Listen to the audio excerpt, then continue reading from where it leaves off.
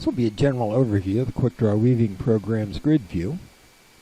Now, the Grid View is essentially an extremely smart piece of graph paper.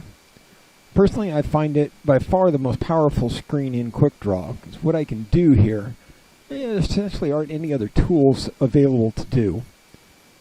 And I've got things like symmetry controls, and if that's on, I draw a little hard, I only have to worry about one side of it, and it's automatically going to create the symmetric side of it. When I work, it's automatically going to show me the threading and treadling. If I want to see what that profile draft would look like in different threading options from the threading library, I can go ask for thumbnails on my block substitution list.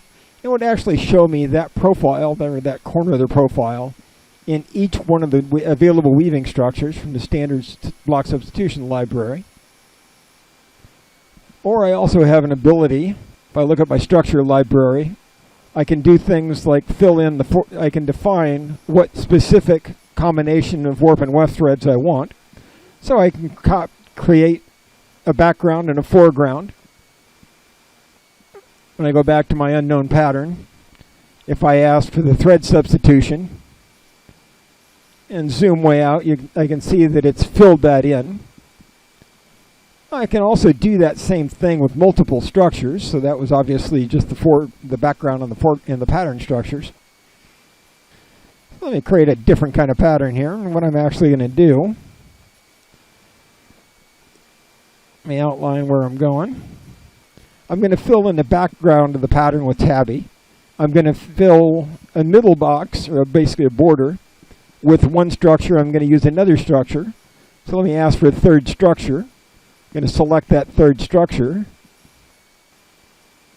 And now what it's actually going to do is substitute those. And when I looked at the structure library over here, the background is tabby.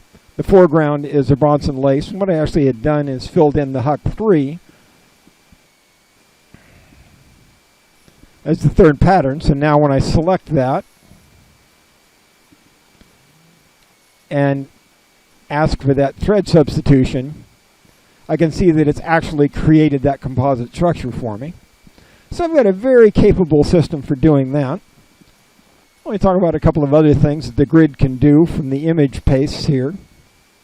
Down in the corner here, I've got an image, a full color image that I pulled from the internet. When I do a paste as black and white, take each pixel from the image, create that as one cell on the diagram. So I actually used that for a draw loom sample that I was playing with, if you happen to have 150 shafts and treadles. The other thing I can also do, this was an image from one of the other weaving software of a sample drawdown pattern. And this is a large image. It's not a pixel by pixel kind of drawing. When I substitute color and weave, it's going to analyze that pattern. If I go back to the grid, it's filled in the raw structure, determined the threading, treadling, and it's gone back through the image and extracted the actual colors, so that image on the grid, so that image that returns back into the main editor is automatically extracted off just the drawdown information.